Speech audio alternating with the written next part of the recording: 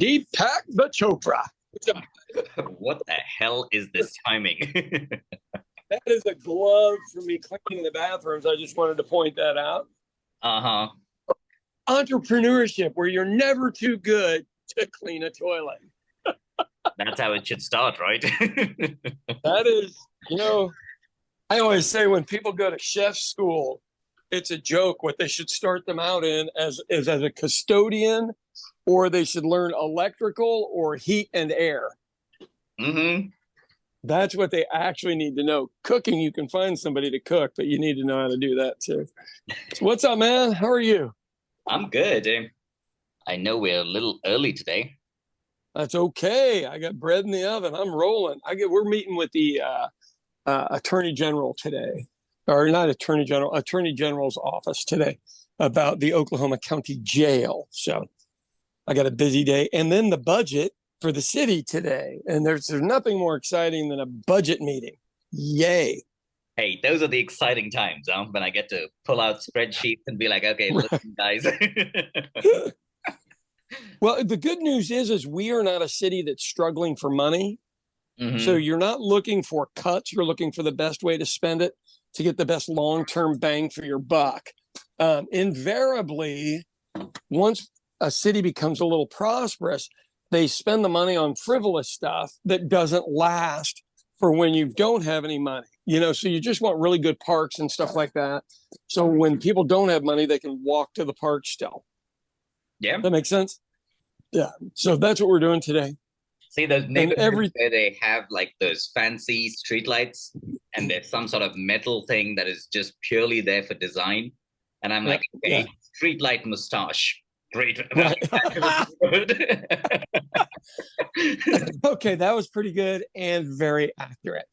So what's weird is, our city council went from being all parents to like 3 people with no kids. And now we are back to, I believe, all parents. Okay. No, one guy doesn't have kids. And we think differently. Yeah, but it's a reflection of the city's population, right? The way the demographics in the village have changed. No, so right now we only have one younger person on there. The young lady that was on there got beat. And then the young man, obviously, we had some turmoil with. Our population, we have the highest, I can't remember whether it's lesbian or gay per capita in the United States, in the village. Something about the huge concentration of LGBTQ, right? Whatever rest, I don't know. Yeah, because we welcome them, and evidently they can't be in Florida anymore. The place where Disneyland is. God. Oh, Jesus. I feel I'm watching the demise of parts of our country by the day. Who is Ron DeSantis waging war against today? I don't know. They had a major one yesterday where a teacher played a film that had a gay character in it. Now they're trying to pull her teaching certificate, and you just go, this is some straight out of 1930s bullshit. Before everything went really wrong in 1940s. Are these kids just going to be walking on the street and see a gay or lesbian couple and have a heart attack and pass out? Oh God! So here's what what is amazing in the work that I do. I'm shocked at the amount of people in power that are abusing kids, students, players, etc. Shocked. And I'm even more shocked by the lack of action by the people that are in charge to solve that. And we have something in the United States called Title IX. And that means if you see it, you must report it. And guess what's not happening? Mm-hmm. Yeah. So I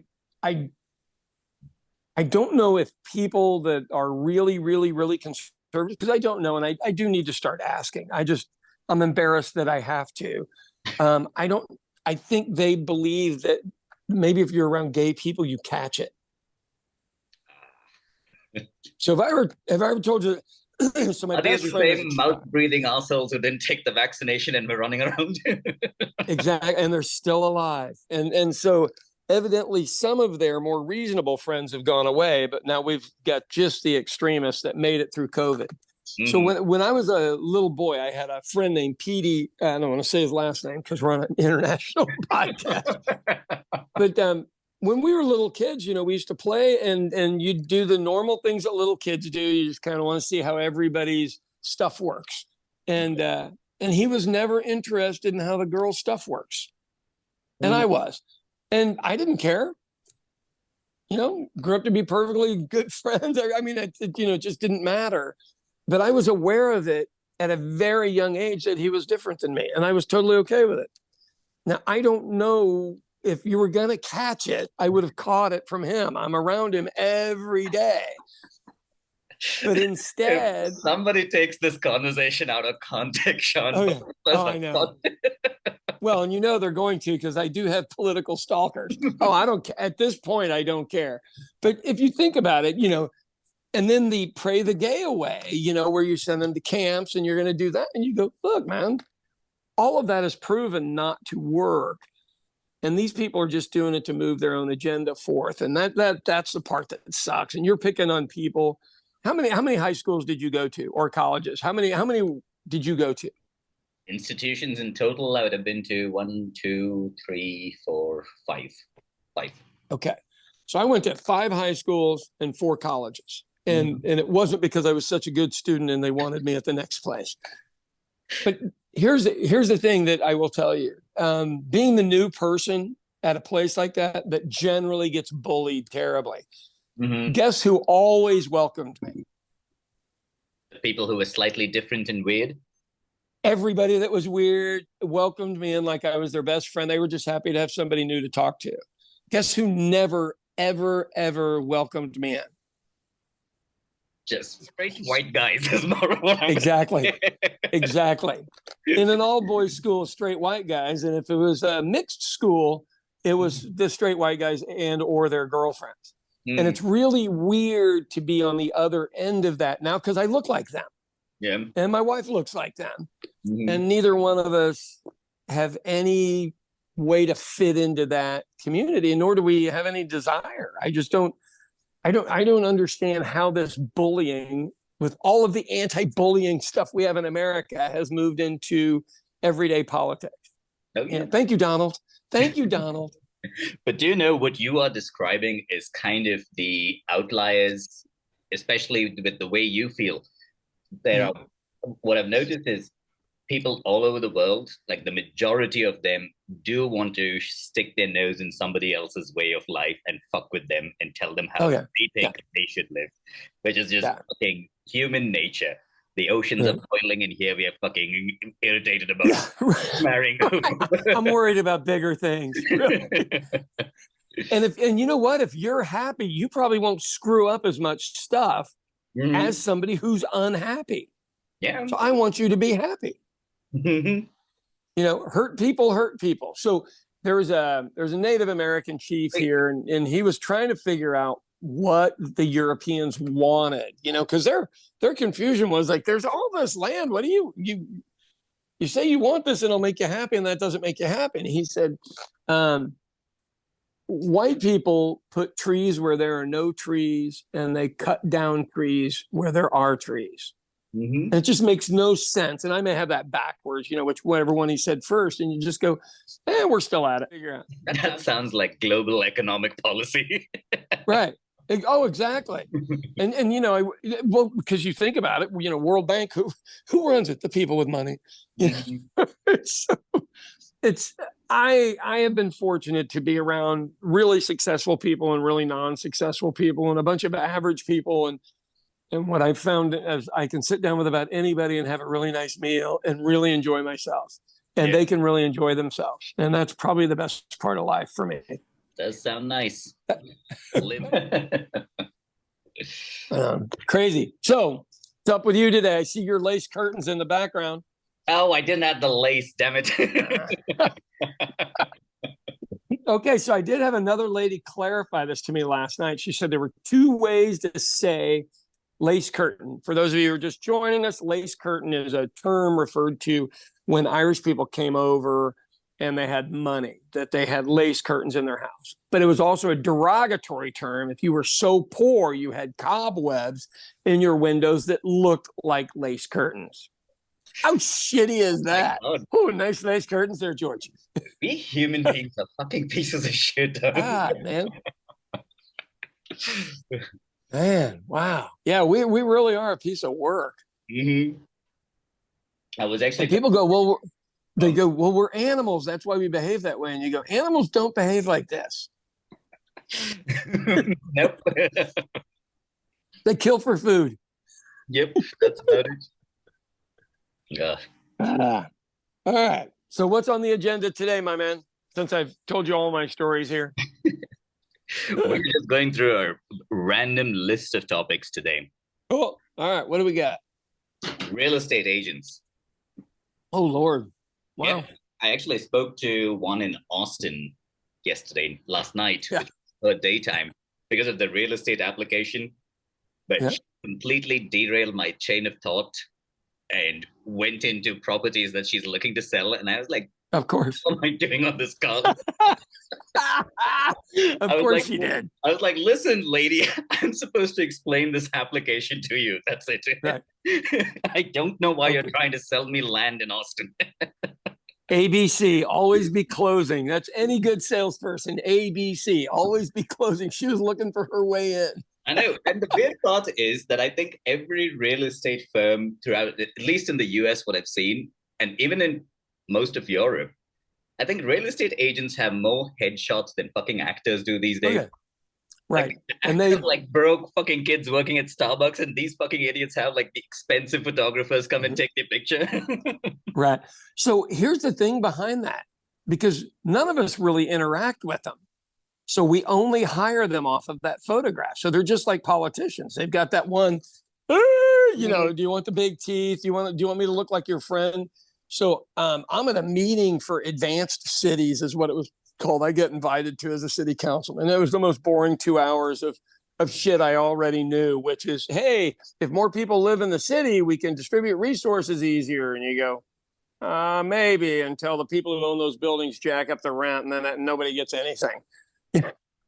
And walkability and all this other bullshit that everybody all literally knows has not worked out. So there's a big lady in the audience, but she was the smartest one in there, and she was a realtor. And then she knew cost structures. She knew how much everything was going up, what she could get versus what they're. I sat there and went, that's my realtor. But I won't lie. I would interview a couple of the other ones just for fun. You know, I mean, think about it. Do you have respect for realtors? Most of the times, no. Right. That's pretty normal. And you know, I don't want any realtors write me a letter or anything, but you know, nobody thinks too highly of the profession. We used to think of lawyers that way until you found out what a shitty lawyer does. You can write us letters, just stop wearing pointy shoes. I will be fine. Anytime I see those pointy shoes, I'm like, that's real. Yeah. They're trying to get me. Well, so the thing is, and seeing as I was just in Austin last week, what I would tell you is they have millions of square feet of unused office. So Google built this beautiful building, or they had somebody else build it. They were leasing it, 500,000 square feet, which is a lot of feet, right? Yeah. And the building looks like a sail of a sailboat. The only place I've seen something like that was, I believe, in Dubai. And the one in Dubai was epic. So, you know, we've copied it a little bit over here. And then they pulled out of their lease or bought their way out of their lease. Oh. So it's just sitting there empty. Mm-hmm. What does that tell you about the tech sector? I know. COVID completely changed it. I also look at so much commercial space here and wonder why all these buildings are empty now, because most of the companies have given their employees an option to work from home. Right. 3 days a week. Well, and if they can do it, my God, what a savings on space. Oh, I mean, do you really need to drive in shitty traffic, walk around with way too many people to go into an office with people you really don't like? And always the weird people stop by your office to talk to you every day. And I'm like, dude, I'm on the phone. No, really, like I'm on the phone. Stop talking. And they always talk to you at a level where you're like belt high, which is, I can't tell if it's a power move or just made to gross me out a little bit.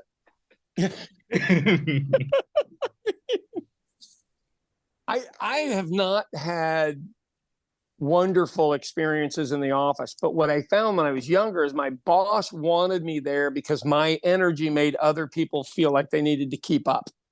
Mm-hmm. Yeah. Does that make sense? Yep. That's why they paid for the space, is so other people could hear me on the phone. Because, you know, I worked 5 hours there instead of 8 and got all my stuff done because I had a business to run on the side. Yeah. What was this? The mortgage sale? No. Yeah, I did mortgages. Yeah, and I was good at it. I made a lot of money. I won't lie. You did it while you were running the restaurant? Oh God, yeah. When Kathy first moved down here, you know, we had the 5 kids in private schools. That's quite a bill. So you gotta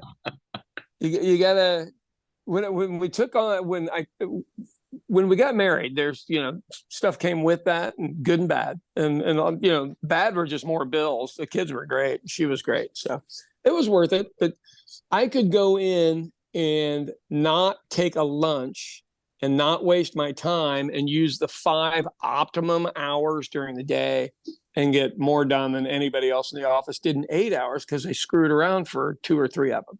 No, I think they screwed it around for a lot longer than that. That's the reason why you get interrupted at your office all the time. Mm-hmm. Yeah, they would wander office to office and chat with people, and I'm like, dude, I got 7 people in my house. I gotta make some money. Leave me alone. but here's the funny thing. Well, I'm sure I've talked to you about it. I haven't talked to our audience about it. So my skill set was my comfort level with immigrants. And so I speak Spanish, probably not as well as I should anymore, but I'm old. But when I was younger, I spoke better Spanish, and especially for a white guy, I was fluent, you know, so I could take applications in Spanish, and I didn't screw anybody over. I charged them the same price as I charged all the whiteys. And so I don't believe I ever wrote a mortgage for an Indian, though, to be totally honest with you. Lots of Asians from like East Asia. Yeah. And what we would do is, if you get one of them, give them a good deal, and then you get their whole family, their cousins, their relatives. And that's the nice thing about the immigrants. If they know that you didn't screw their friend over, they will bring the rest of their crew to you. Yeah, and the people in the office would be like, "How'd this guy write 20 loans?" And you go, because you're trying to rob everybody. And I just decided it was way easier to have, you know, 10 or 15 loans closed per month. And look, you could live fine on that. There was no reason to, and man, immigrants' credit scores, always excellent. Oh, yeah. Always. Crazy good. I don't know if you all are just too afraid to get thrown out of a country, like your credit score matters, but it really doesn't. Because I don't fuck with anything here. Yeah. But here's the deal. If you called me for a loan, I would charge you less than 1%, no back end fees or any of the other BS that everybody tries to do. I could have you done in 30 minutes, and then it all goes to underwriting. So in 30 minutes, I could make 1% of that loan. That's a lot of money in the long run. Yeah. Sorry. And then you go to your friends and show them the, you know, as people do, show them the paperwork from the other guy that tried to get $5,000 out of you. I know. It's any of those businesses with these kind of commission type deals, it's always scary to find the right person who will not screw you over. Yeah. And if you do, but you know, my deal was, hey, if your credit score was over 700, I don't really do any work. I mean, I really don't. I type it in, I type your application in, and then it goes to somebody else who does all the work. And then I get a check at the end. It's really, it's not that hard. Straightforward. Yeah. But what I found is I was kind of burned out by 10 o'clock at night. And you know, because I'd be dealing with people from 10 a.m. to 10 p.m. nonstop, you know, and I'd pick up my kids from school and drop them off and stuff in the meantime. But that's what it took. Yeah. Yeah. Got to do what it takes. So to all of my friends over here, that's the thing to find. And so you think about, so like my dad's friends, he would know one guy that knew how to do this, one guy that knew how to do this.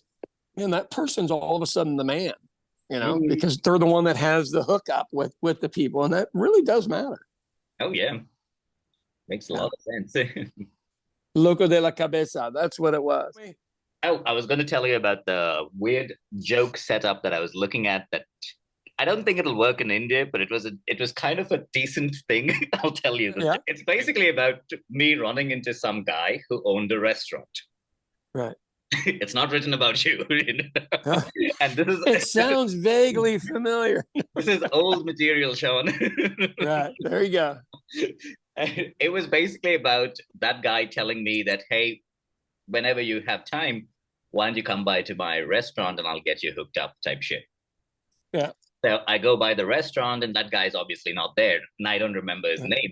So I speak to the hostess and I'm like, hey, I'm guessing I met this guy who I think is your owner or whatever. Right. And so he told me that he'll take care of me if I was at the restaurant. So I was just trying to find out if he's around. And she calls somebody else who's like one step above her. And I'm like, okay, maybe this guy knows what the fuck I'm talking about. And that guy walks out and looks at me and says, so you don't need to do anything. This is a Cheesecake Factory. Please come in. Okay, that's a solid setup. That was good. I love the people who go, come on by, I'll take care of you. And you go, are you giving me a hand job? I mean, what does that mean? What does that mean? Yeah. Because everybody's idea of taking care of somebody may have a different may have different ideas. Oh Lordy. Okay, that. Okay, so what you got to tell people is a setup for a joke is the story you tell before everything goes left or right, which is then the punchline. So, you tell this really innocuous or normal story that doesn't mean anything. I ran into this guy and he told me to come by his restaurant and he'd take care of me. So I went there. And then obviously the owner of Cheesecake Factory is never at the Cheesecake Factory, but that was great. That was you need to change it up to match some restaurant which has like the Cheesecake Factory status here. Probably have to do it KFC or something. That would be good. And do you guys have the Muslim chicken place there? So there's a place in the Middle East that does really great marinated and then roasted or grilled chicken, but it's dynamite. We have a lot of Middle Eastern food here. Yeah, but I'm not sure if there's. But none of them well known enough where you could use that one. Yeah, I probably have to change it up depending on which locality I'm at and talking to which crowd. Right. Yeah, figure out what they're. Hey, it's a steak place. What do you mean? Yeah, that could go bad in so many ways with so many different audiences in your country. Some idiot visiting the US would probably think that he needs to know the owner before walking into a Cheesecake Factory and might never go in there because of my dumbassery. That's awesome. I think you could also run that on I mean, you have KFC and what else? What do you have that are KFC, restaurants that I refuse to eat at? What other ones do you have? See, this is my problem even with people here, okay? Every time I tell them I go to KFC or McDonald's to get something, they'll pretend like I'm the only one keeping them afloat in this fucking country. Right. I'm like, hey, listen, motherfuckers, there are other people who are coming here and eating without me. Yes, there are. Yes, there are. So my argument is I like Kentucky Fried Chicken. I like their chicken, but Popeyes is better. Oh, yeah. I mean, love Popeyes. Yeah. KFC. Right. And you guys would seem to be more Popeyes type people with the amount of spices you like than KFC. KFC is Southern cracker chicken, but it's still good. Do you know there's actually a Chili's here? There's a Chili's and a TGI Fridays. But that's where the last TGI Fridays is? It's in India? Okay. The first time we drove past a TGI Fridays in Oklahoma, Alex looked at me and he was like, why do you recognize that restaurant? And I was like, oh, TGIF. And he was like, what the fuck is TGIF? And I was like, I didn't want to say Friday. Okay. Do you want to hear my business lesson of the day? Mm-hmm. So I'm about maybe 21 or 22 years old, and I've owned my first restaurant by then, and I wasn't very good at it. And so what I learned is I saw these corporate restaurants coming in and opening, and they were incredibly organized. So they would have a rail car come in that had their furniture in it and everything, and they'd log it all in and all this stuff. And so I thought, well, I mean, let's not be the angry independent business owner and not understand why these guys are able to expand nationwide other than all the money in the world. Because Pillsbury owns Bennigan's, this place called Bennigan's. TGI Fridays, the original version. So it's getting ready to open, and I go apply for a job there to be a waiter. And the guy's looking at my what do you call it, a CV, my handwritten just say resume. CD, so I can sound like I'm international. But today we're just gonna dumb everything down. So I hate doing that. And he goes, "Why do you want to work here?" And I said, "Oh, I want to learn how you guys do this." And he goes, "What do you mean?" And I said, "Well, you're way more efficient than any places I've ever worked. So I just want to know how." And he didn't really believe me. So they brought me in as a waiter, and I trained, and there were 2 days worth of training. And you would have thought you were at some rah-rah festival that just got everybody excited for a sales festival. And then they came out and talked about the company. You know, we have no debt. We have this much cash on hand, all this stuff. So everybody would feel comfortable working at a new place. So then we finally opened. And I was used to making about $200 to $250 a night, even back then as a server in a gourmet restaurant. And I made like $60. And I was like, I don't know how anybody can live on this. And everybody else was like, oh man, I made $60. And I'm like, holy shit. But they had me doing all of the work, side work, that a dishwasher or a bus person would do that was making 4 times the amount of money as me. The way they made their money was having the lowest paid, the way they made their money was having the lowest paid employee, which is a server, because we make tips, do manual labor as part of your opening and closing. Like I was washing chairs and I'm like, yeah, dude, I don't do this for $2 an hour. And they go, no, it's on your sheet. I don't care if it's on the sheet or not. I wait tables. But I figured out how they do it. Isn't that crazy? That is weird. And a very, very well-known chain here pays cashiers about $5 less an hour than they would normally have to do. And they probably have 100 restaurants, maybe more. It doesn't sound like a big deal till you do the math. And then they leave a tip jar out in front. Like the guys, they punched your order into a computer and that's all they did. And you're supposed to tip them. But that's how they get around paying them a real wage.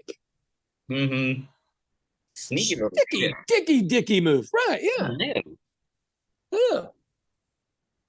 So I got that going for me. I would have never actually thought about it, James. Like even those places where they make you do certain tasks on your own, where they're like, okay, right, here's a cup, go fucking fill it up on your own. Exactly. Right. So, you know, when I do it, I always go, hey, can I get some coffee? And they go, what? And I go, well, where's the employee basement? They go, what are you talking about? And I go, do you guys have a coffee machine for employees? And they go, yeah. And I go, where's it at? If you're going to make me do this work, I want free coffee, just like you get. And they all think I'm crazy, which evidently I am.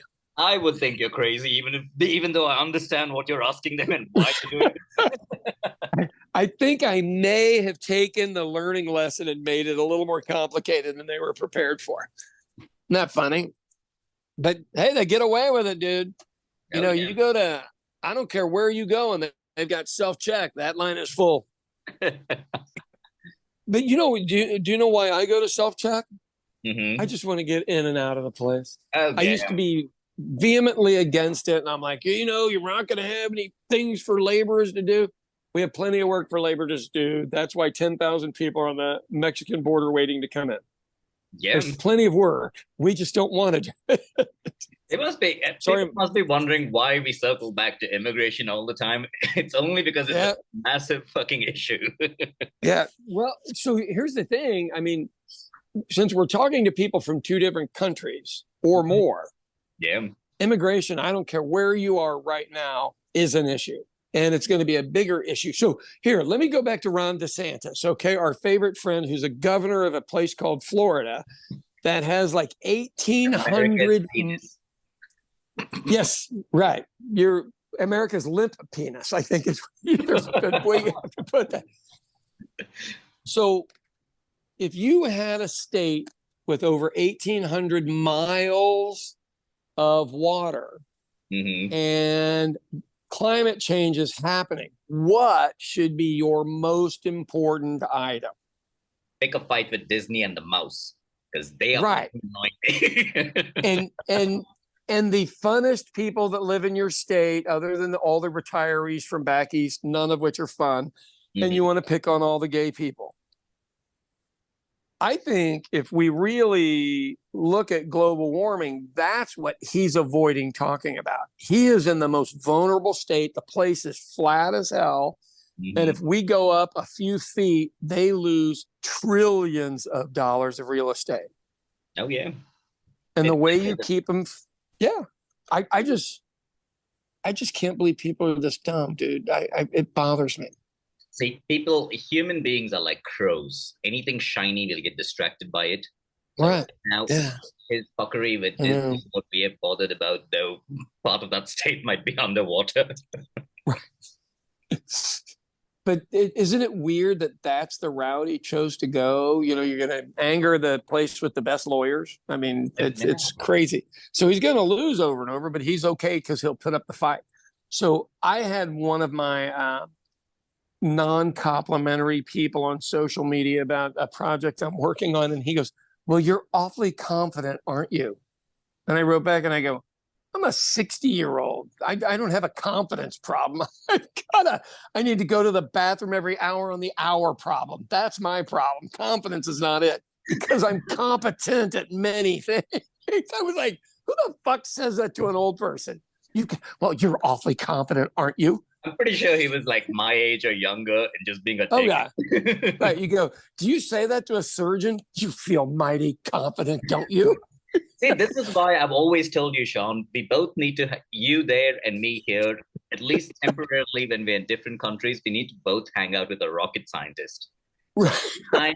We're stuck in an idiotic conversation. That person just looks over and goes like, well, he's not talking to you about rocket science, is he? And I'm like, no, a fucking idiot talking to me about some dumb shit. You're awfully confident, aren't you? I don't even know what to say to. You know what my dad would have said to me if I said that to somebody? He wouldn't have spoken to me again. He would have been so ashamed. I'm gonna, in my free time, I'm gonna build an app that just says, well, it's not rocket science, is it? Anytime you're in an awkward conversation, just hit that button. Oh, yeah.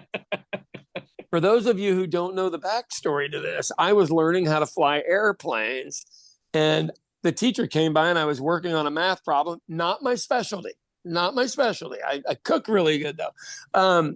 And I was like, man, this math is really hard. And he goes, it's because it's rocket science. And I was like, ouch, that hurts so bad. But I did get an A. I'm able to fly. I can get a plane in the air and I can get a plane on the ground. And I won't make any jokes about whatever else I can do with a plane, because somebody will record it and use it against me. Oh, I've had those moments where I've just been staring at something that has been obvious to everybody around me except me. I'm like, oh, Jesus, how dumb am I? Why am I here? Okay, but here's the calculation. So you take everybody's weight that's coming onto your plane, right? And if they're female, what are you supposed to do to the weight? Add 20%. Now, if we say that in modern day, in modern day, you can't say shit like that. You literally can't say, hey, they're going to lie about their weight, and if you don't want your plane to hit the ground, you got to add 20%. And you go, dude, you cannot say that. You literally cannot say that. And he goes, but it's true, and we will die. John, you should just stand by a passenger plane's like the name of the person, and as they're walking in, go like, nope, that's not the right weight. Come on, weigh this 120. I think it's more like 142, ma'am. Yeah, you'd be popular there. Can you imagine all the Karens jumping your ass on that deal? So I get where the guy was coming from, but I also was doing it. You have to do it on your leg. So you wear these pants that have a clear flap in them, and so you can do all the math while you're flying, right? Well, you want to do the weight and everything before you fly, but there's also no room for anything. Cockpits are really small, no pun intended. But you got to do it all on this little card. And I'm good at long math just from doing restaurants. So, you can go, and the average person, that's not their thing, but they can do every other math that I'm unable to do. But yeah, add 20% to any women. Yeah. How's that working for you? That is awesome. But I do realize that, especially with like the staff at the pub as well, at times they would have heard me go over the application architecture with some client I was talking to. Right. And they'll tell me how many beers I had, and suddenly I'll just go blank and want to know how to calculate that. I'll be like, sorry. I can do all this other stuff, but all of a sudden 3 beers at $6 each. I don't know. It's not 18. It must be right. Hey man, wait till you get to be my age, Deepak. Shit, it's just starting. I will go to the store and I can't remember why I went. Like I'm standing in the middle of a store like a crackhead, or like I've smoked too much weed, and I'm like, I have no idea why I'm here. And then I go, if I wander around, I'll figure it out. Mm-hmm. Now, who do I look like wandering around in a store? I look like terrorists now look like this. So now I look like a terrorist looking for something to do, where before I just looked like an old freaking weirdo. See, the rise of the neo-Nazis is ruining it for the white man once again. It is killing us, as if our reputations were bad enough as it is. Man, I always, so here's a funny one that I know we've got to end up here. So anything that you fill out on applications and stuff like this will always ask you what you are. Mm-hmm. What do you write down? What do you say you are? So nowadays they'll ask me to specify which part of Asia I'm from, whether it's East Asia or something else, because I think it's something to do with differentiating between me and Chinese people. Because at times I mark Asian, and suddenly the immigration officer just looks up and goes like, sorry, what the fuck? And I'm like, dude, India is in Asia. Just shut the fuck up and process this. Good for you. Wow. Okay, that's hilarious. Okay, so it says, white, black, Hispanic, Native American, or other. Mm-hmm. I don't want to be in the same category with some of these people. So I write Celtic. See, only Celtics, a white person can get away with shit like that on forms. And they're like, the Celtics. And I go, no, the actual word is Celt. Boston does it wrong. It's just a basketball team, but they say the name wrong. But I'm one of those people. And they're like, yeah, but you're white. And I go, no, we come from all different areas. We don't get along with each other at all. And I sound like an absolute loon. But I think it's really important that we differentiate. Hey, your version of Asia from China matters. Mm-hmm. Yeah. Between the two of you, aren't you half of the world population? I'm pretty sure we are. And none of us even know where either place is. How crazy is that?